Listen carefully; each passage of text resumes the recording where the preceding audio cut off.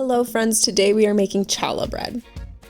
It's actually pronounced challah bread, but since I was introduced to challah bread, I've always said challah in my head. We are following the directions to a T this time because years ago I tried making challah bread and it did not come out the best. So we're going to start off by proofing our yeast, set that aside, let it activate, and we're going to mix in our dry ingredients. If you want to follow along, as usual, the recipe is down in the description below, as well as some tips or spoilers of the tips that I would use if I were making this recipe again. Once you have all your dry ingredients in your bowl, go ahead and whisk that around. Combine those dry ingredients so that they're all mixed in together. Once combined, you will make a well in the center. You can do it with a spoon, you can do it with your hands, whatever makes that little divot in the middle. This is where we're going to be placing our oil, our eggs, plus an additional egg yolk. But don't throw out your egg whites because we're going to be using them later on in the recipe.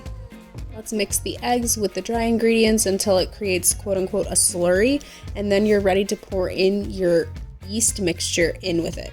And we're going to mix until it's difficult to mix. From there, we will be moving on to using a mixer to knead. And guys, I have incredible news. I got a mixer. No more kneading by hands.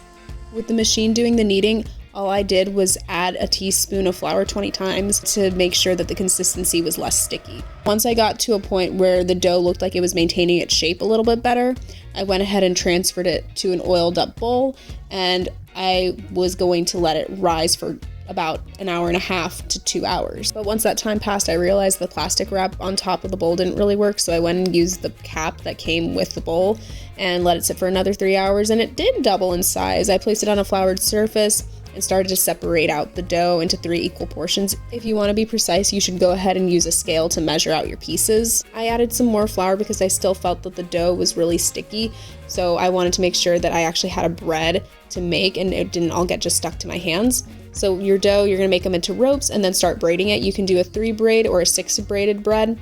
I'm used to doing 3 braids with my hair, so I did that with the bread. Transfer it onto parchment paper, place some flour on top, and let it sit for an hour. Once your hour is done, get your egg whites, mix in 1 tablespoon of water, and your egg wash is ready. You're going to go ahead and place it and paint it all over your challah bread.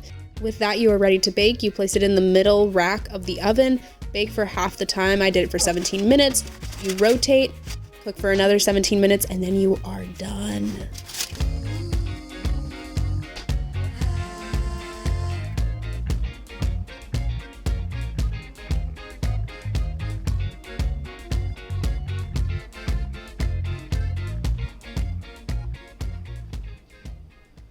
The ease of this make and bake is as easy as any other bread recipe. You still have to proof the bread twice. You still have to knead the bread and let it rise, and that's where mistakes commonly happen and have happened for me. And the only reason my bread came out edible and looking good is because I had a mixer to make sure I did not underknead the bread. And then if I overkneaded by any chance, then me doubling the time that I first proofed the bread basically got the bread to actually rise and doubled to the size that it needed to be. I think the potential is there for a picky eater to enjoy this type of bread. It is similar to brioche bread. It's a rich, eggy bread. The recipe I used didn't result in a particularly sweet bread. The best descriptors I can use is rich, fluffy, almost fatty-like bread. So as long as your picky eater likes that, you're in the clear. Even though the bread came out great and the recipe was very helpful and informative, I don't think I will be making this recipe again.